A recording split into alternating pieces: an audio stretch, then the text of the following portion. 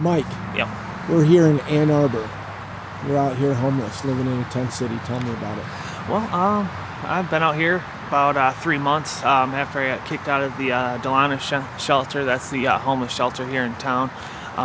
They were looking to cut some people out of the picture there. They had a lot of overflow, and me being one of the younger, healthier people in the camp, in the homeless shelter, they were quick to rush me out. You know, they like to save room for the sicker, less competent people. And because I was getting a small stipend of unemployment, that was even more reason for that. I mean, not enough to like rent a house or apartment or anything like that, but any income at all is reason enough for them to shuttle you out the door there.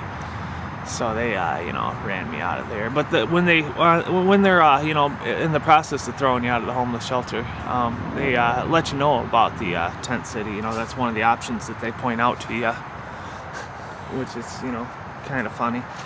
But yeah, it is kind of ironic that they would, send you to a tent city when they're kind of in the business of taking care of homeless people. You'd think that would be their priority. So you're working, got unemployed? Yeah, I got unemployed at the beginning. The last 10 years of my life, I've had a steady, full-time job. I've always, up since I was 16 years old, I always had my own apartment. I mean, I had job in high school milking cows. I mean, I moved out of my house when I was 16 years old, had my own apartment and everything up until just this last summer. I got laid off, couldn't find any work around here. So I'm going back to school right now at the community college, which is tough, living in a tent in the woods, finding quiet places to study, to do homework. Finding internet access is a real problem, because a lot of the classes, they put their homework assignments online and stuff. And so it's tough to find internet access and quiet places to study. It's hard to bring my books and school supplies out here because they get moist. Everything gets damp out here in the woods. It's moisture is a constant problem.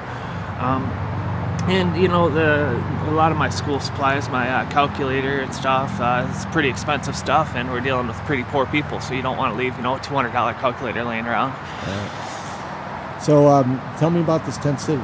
Been out here for a few months. A lot of nice people out here. They do a really good job pulling together and looking out for each other. We keep it alcohol and drug free. That's one of our strict policies.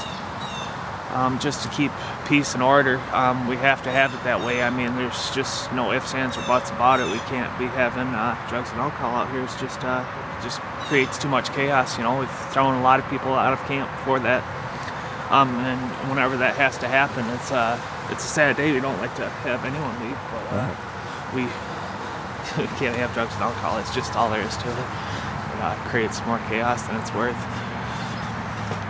What's your future like? It's looking pretty good. I'm school full time. Another month here, or another few weeks here, I'll be getting financial aid from the school. So that should be enough to rent an apartment. So in the next month or so here, I should be back indoors again. So things are looking pretty bright on that front. If you had 3 wishes, what would they be? 3 wishes.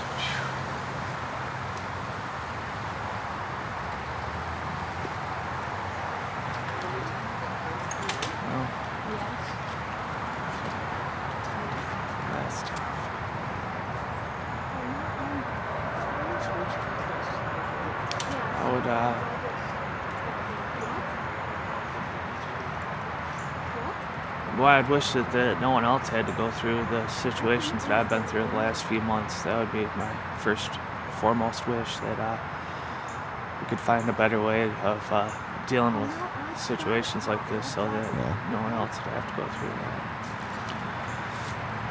3 wishes, that's a pretty big dream question. I don't even know how to answer that. That's tough. Well, yeah. Thank you very much for talking to me. Yeah. Lily.